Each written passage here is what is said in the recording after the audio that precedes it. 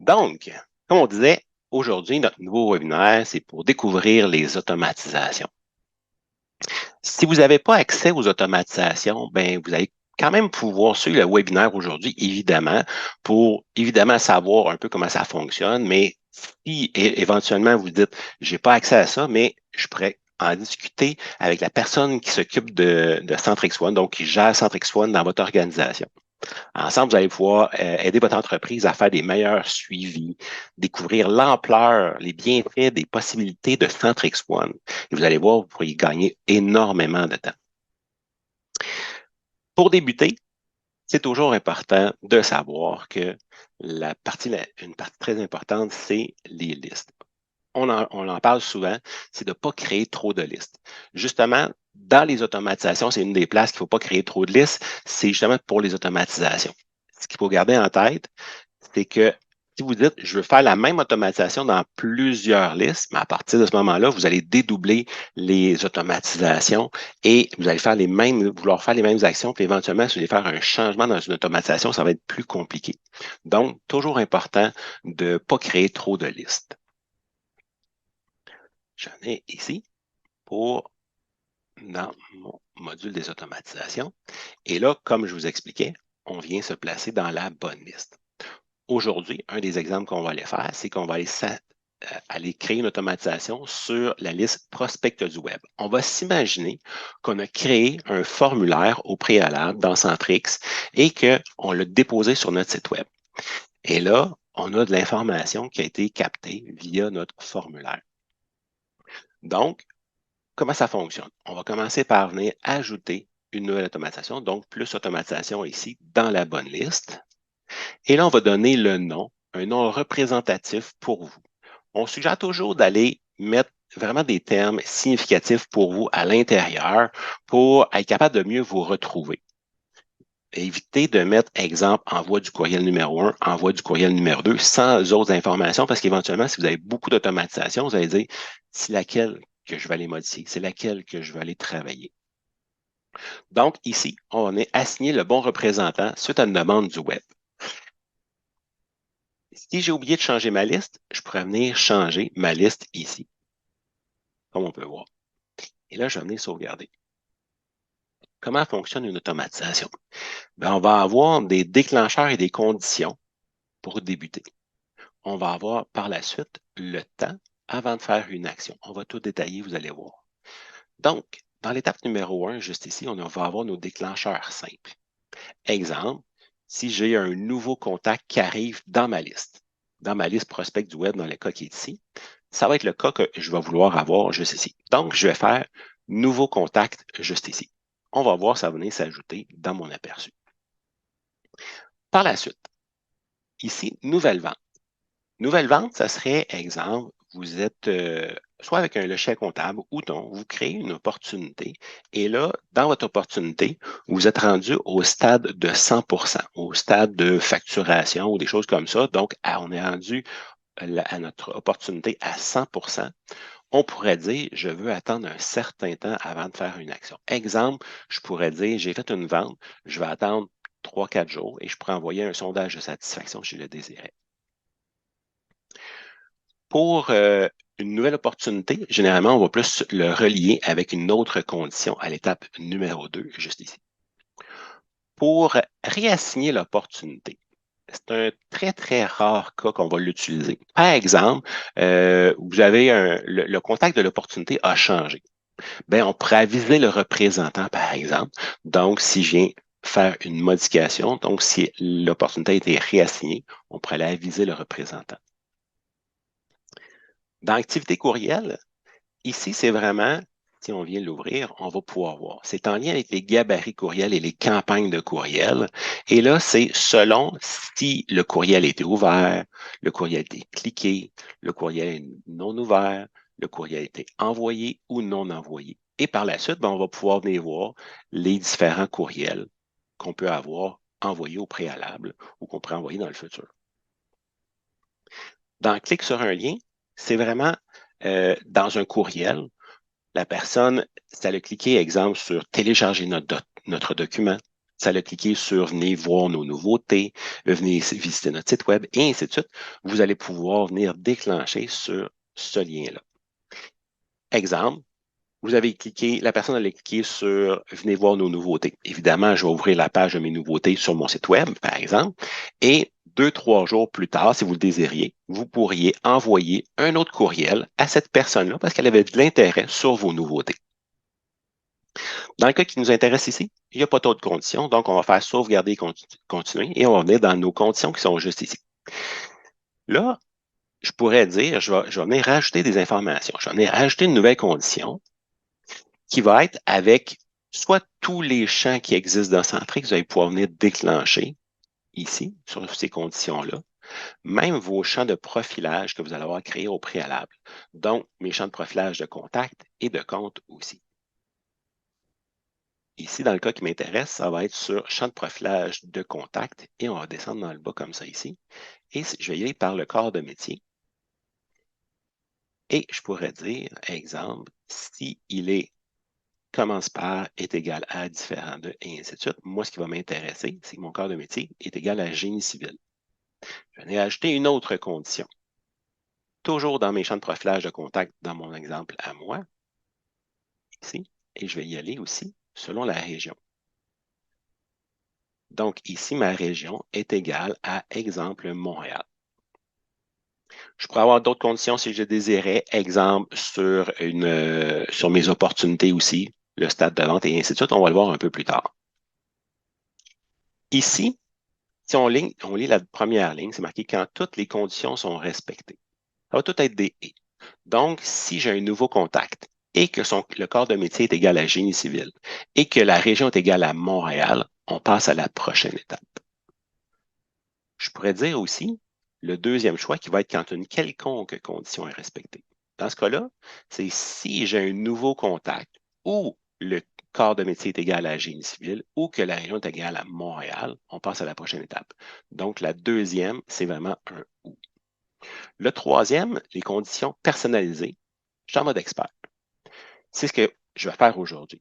Donc, si j'ai un nouveau contact, mais je veux savoir aussi ceux qui sont avec le corps de métier génie civil ou qui sont dans la région de Montréal. Dans ce cas-là, ce que je vais faire, c'est que je vais venir indiquer ici and et je vais faire un espace comme ça ici, comme ça. Donc, je vais dire, si j'ai un nouveau contact et que la personne, son corps de métier est égal à génie civil ou que la région est égale à Montréal, on veut passer à la prochaine étape. On va continuer ici, sauvegarder et continuer. Ça va me prendre des déclencheurs dans l'étape 1 ou dans l'étape 2. Donc, je peux l'avoir soit dans le 1, soit uniquement dans le 2, ou je peux l'avoir dans le 1 et le 2. Si vous n'avez rien dans l'étape 1 et dans l'étape 2, il n'y a rien qui va se passer en bout de ligne. Ici, quand est-ce que je veux que ça soit déclenché? Est-ce que je veux que ça soit déclenché tous les jours de la semaine ou certains jours de la semaine? Donc, c'est ici qu'on va pouvoir venir déterminer cette information-là. Moi, dans le cas qui est ici, ce que je vais vouloir aller faire, c'est venir aviser le bon représentant. Donc, je vais l'aviser tout de suite. Je vais venir ici dire tous les jours de la semaine et je ne vais pas attendre. Parce que je peux venir attendre dans une minute, dans une heure, dans une journée, dans une semaine, dans un mois, dans un an. Tout ce qui se retrouve là-dedans, ou plus ou moins, c'est vous qui allez déterminer ça. Donc, c'est ici qu'on va pouvoir les voir. Comme ça, juste ici.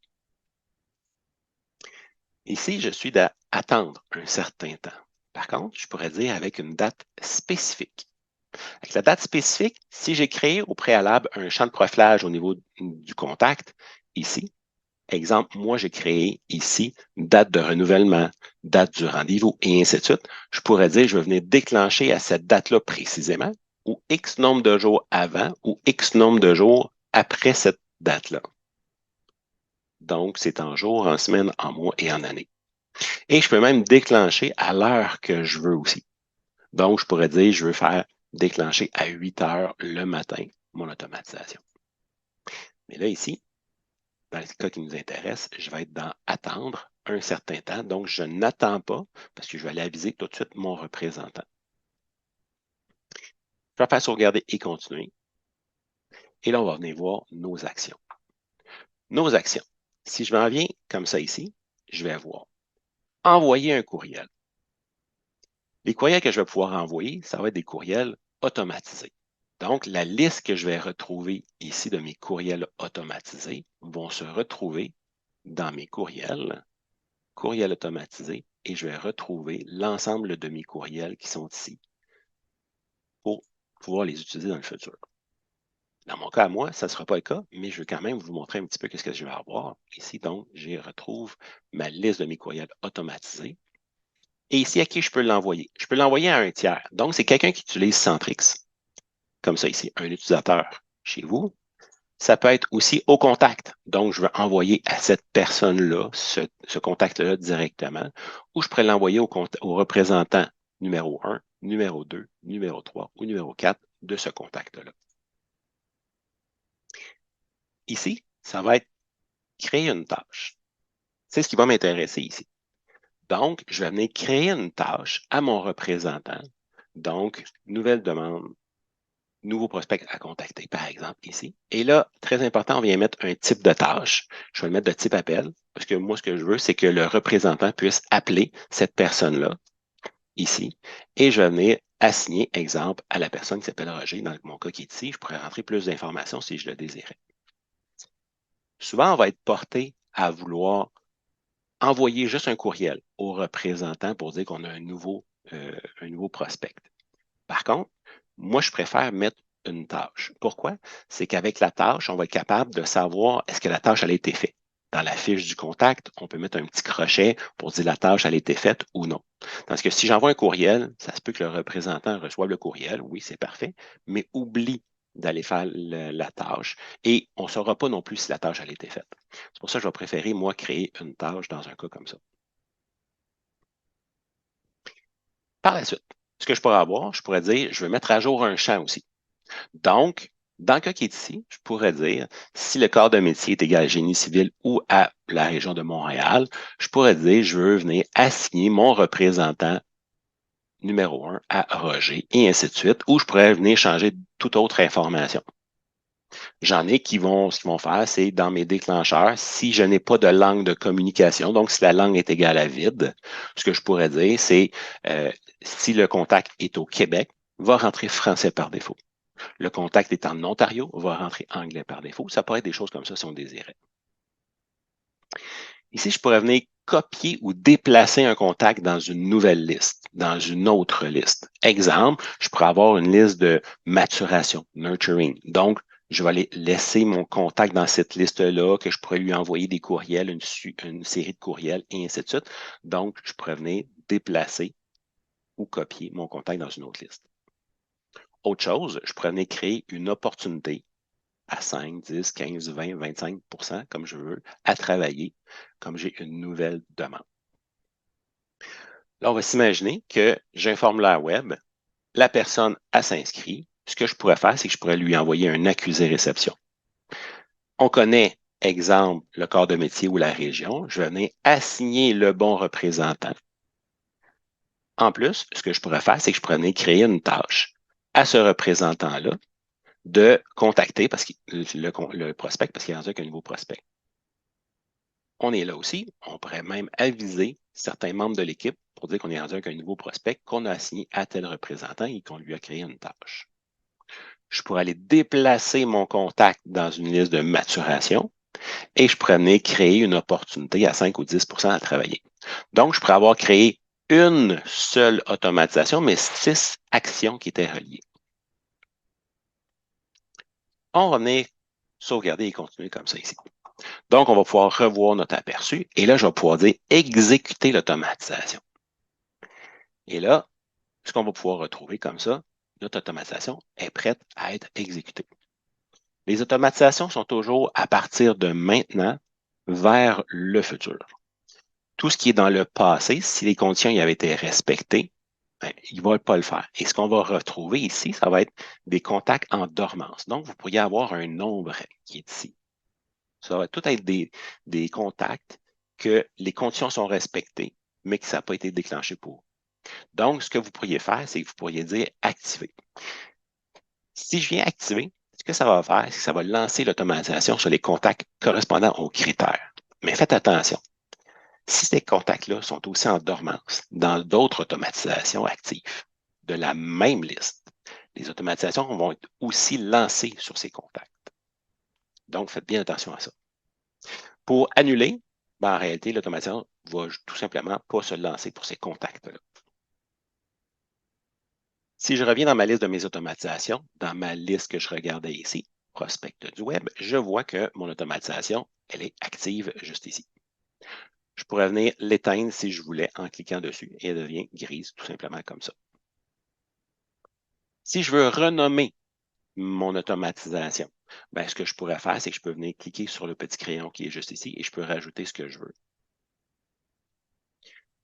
Ce que je peux faire aussi, c'est que je pourrais venir, si je veux la supprimer, je viens cliquer sur la petite poubelle qui va devenir rouge. Et si je ne reclique pas dessus, elle va devenir grise comme on peut voir juste ici. Donc, si je veux aller supprimer mon automatisation, je clique un coup dessus et je lâche et je reclique et là, elle va se supprimer. Si mon automatisation, je veux l'avoir dans une autre liste, je viens la sélectionner et je vais pouvoir venir la copier vers une autre liste. Pourquoi je devrais faire ça? Souvent, je ne suis pas tout à fait sûr. Mon automatisation, je ne suis pas assez sûr que qu'est-ce qu'elle va faire. Est-ce qu'elle va envoyer le bon courriel au bon temps ou ainsi de suite. Donc, souvent, ce que je vais proposer, c'est de créer une liste de tests pour les automatisations. Et là, je vais travailler dans cette liste de tests-là. Et à partir de ce moment-là, quand je vais pouvoir l'avoir testé comme je désire, si elle fait exactement ce que je veux, je vais pouvoir venir la sélectionner et la copier dans une autre liste, tout simplement. Et à partir de ce moment-là, je vais pouvoir retourner dans mon automatisation, dans ma nouvelle automatisation, dans ma nouvelle liste. Et là, je vais m'assurer que toutes mes conditions sont respectées. Et rendu au bout, je fais exécuter l'automatisation.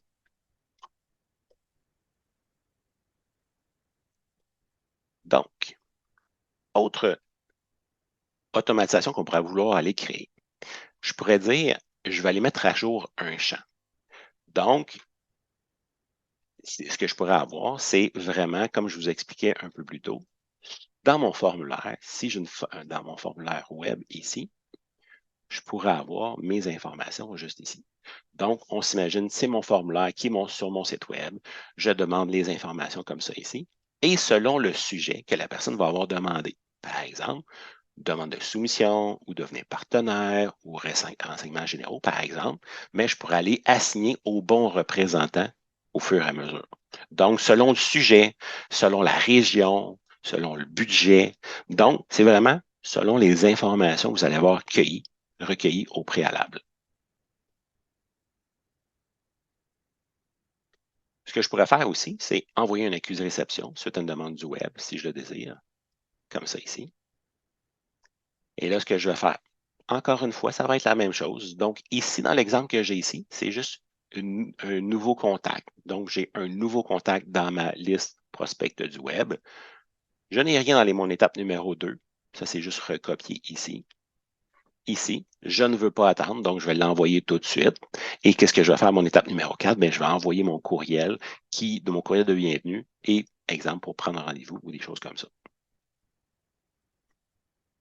Ce que vous pourriez faire aussi, exemple, dans mes prospects ici, je pourrais dire, je veux relancer une proposition ou une soumission après X nombre de jours que j'ai envoyé à un client. Donc, ici, j'ai rien dans mon étape numéro 1. Où ça va se passer, ça va dans mon étape numéro 2. Donc, ici, soumission envoyée, mon stade de vente de mon opportunité est égal à soumission envoyée. Je n'ai pas besoin de rien dans l'étape numéro 1, juste dans mon étape numéro 2. Je vais passer à la prochaine étape.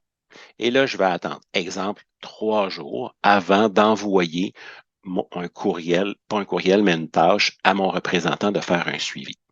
Donc, je vais attendre 3 jours ouvrables et à partir de ce moment-là, il va l'envoyer à 9h30 à mon représentant, ma fameuse tâche. Vous faites des événements, des shows, une exposition, appelez-le comme vous voulez. Donc, on fait un événement. Il y aurait possibilité, encore une fois, de se créer un formulaire, si on désire, exemple sur un salon, et là, qu'on pourrait venir déposer sur une tablette sur un téléphone intelligent, sur un ordinateur. Et là, on vient remplir les informations ici. La personne va remplir d'elle-même le formulaire qui va être sur votre tablette, téléphone intelligent ou ordinateur. Et là, ça viendrait créer un nouveau contact dans ma liste qui est ici. Donc, à partir de ce moment-ci, qu'est-ce que je vais vouloir faire? Je vais dire, si j'ai un nouveau contact, et oui, encore une fois, ici, je n'ai absolument rien dans mon étape numéro 2, mais ici, qu'est-ce que je vais faire? C'est que je vais attendre 5 heures avant d'envoyer un courriel de remerciement suite à la rencontre. Pourquoi je vais attendre 5 heures? Si la personne reçoit dans la minute qui suit le fameux courriel, la personne va savoir que c'est un courriel automatisé. Par contre, si vous attendez un 5 heures, 4, 5, 6 heures après l'événement, la personne va dire, oh, la personne a pris le temps, le représentant a pris le temps de m'écrire personnellement, donc je sais que je vais avoir un bon service avec cette personne-là. C'est un peu psychologique ce que je vous dis là, mais imaginez-vous l'impact que ça pourrait avoir sur quelqu'un.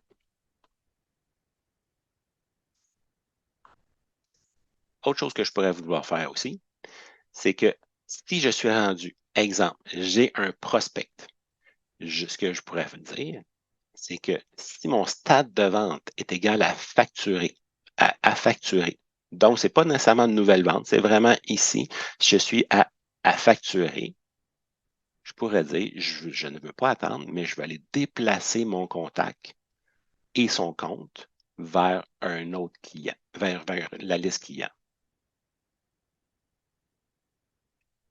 Ce que vous pourriez vouloir faire aussi, c'est partir une chaîne de courriel. Donc, ici, je pourrais dire, bon, OK, si dans mes étapes, dans mes champs de profilage, j'avais décidé de créer, exemple, des étapes pour dire, ben, je veux envoyer mon courriel de bienvenue. Quand je vais le mettre à envoyer courriel de bienvenue, ce que je pourrais dire, c'est que je ne veux pas attendre et je veux envoyer mon courriel de bienvenue et prise de rendez-vous. Ça, c'est mon étape numéro 1. Par la suite, ce que je pourrais faire, c'est si je suis toujours dans ma relance, ici, envoyer courriel de bienvenue, 7 jours plus tard, je pourrais envoyer ma relance ici pour mon courriel de bienvenue.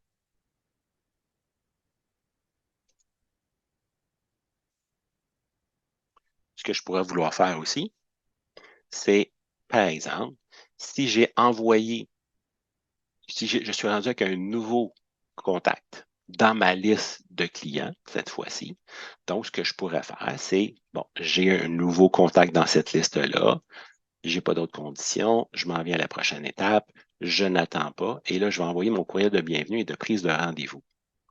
Par la suite, ce que je pourrais vouloir faire, c'est envoyer un courriel suite à ce premier courriel-là que j'ai envoyé, ici, courriel de bienvenue et prise de rendez-vous. 14 jours plus tard, je pourrais envoyer, exemple, de l'information sur mon e-book, mon livre blanc.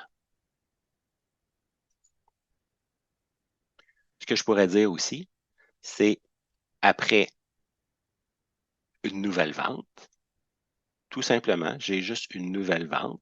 Ce que je pourrais dire, c'est que je vais attendre ici une semaine, 7 jours, et je vais envoyer un sondage de satisfaction. Mon courriel, je vais l'avoir appelé mon courriel automatisé, encore une fois, sondage satisfaction après une semaine. Et ainsi de suite, que vous allez pouvoir venir voir ici. Donc, si j'ai un nouveau contact, je vais attendre un mois, j'en ai créé une tâche à mon représentant de faire un suivi. Bonjour, monsieur le client, ça fait déjà un mois que vous êtes chez nous. Comment vous trouvez le service? Comment vous trouvez l'équipe? Et ainsi de suite. Je pourrais faire la même chose après un certain temps, après 3 mois, par exemple. Donc, dans un cas qui est ici, ce que je pourrais dire, c'est que je vais attendre 3 mois, mais dans un cas ici, c'est que je vais envoyer un courriel à cette personne-là.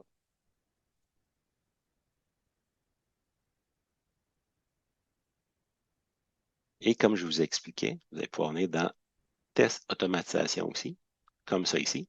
Moi, c'est souvent ce que j'aime bien faire, c'est que je me place dans une liste de tests pour pouvoir faire mes envois, pour faire mes tests d'automatisation. Et si ça fait ce que je veux, je viens la copier vers une autre liste. Et par la suite, je viens juste l'éteindre pour ne pas l'avoir en mémoire, tout simplement comme ça ici. Si jamais vous hésitez à créer des automatisations, vous n'êtes pas sûr, venez faire comme moi. Venez tester dans un vase clos comme ça ici, dans une liste de tests d'automatisation. Vous allez pouvoir l'expérimenter. Puis si vous n'êtes vraiment pas à l'aise, ce que vous pourriez faire, c'est que vous pourriez prendre une banque d'heures avec nous pour pouvoir vous aider à créer vos automatisations, à réfléchir à vos automatisations. On pourra être là pour vous aider, pour vous guider et voir vraiment qu'est-ce qu'il y en est. Est-ce que ça va faire la bonne chose? Est-ce que je vais envoyer le bon courriel? Est-ce que je vais attendre le bon délai? Est-ce que je vais envoyer le bon nombre de courriels? Parfois, si vous voulez créer, vous voulez envoyer un sondage de satisfaction, mais que votre clientèle achète très régulièrement, on ne voudra pas nécessairement envoyer un courriel après chaque achat nécessairement.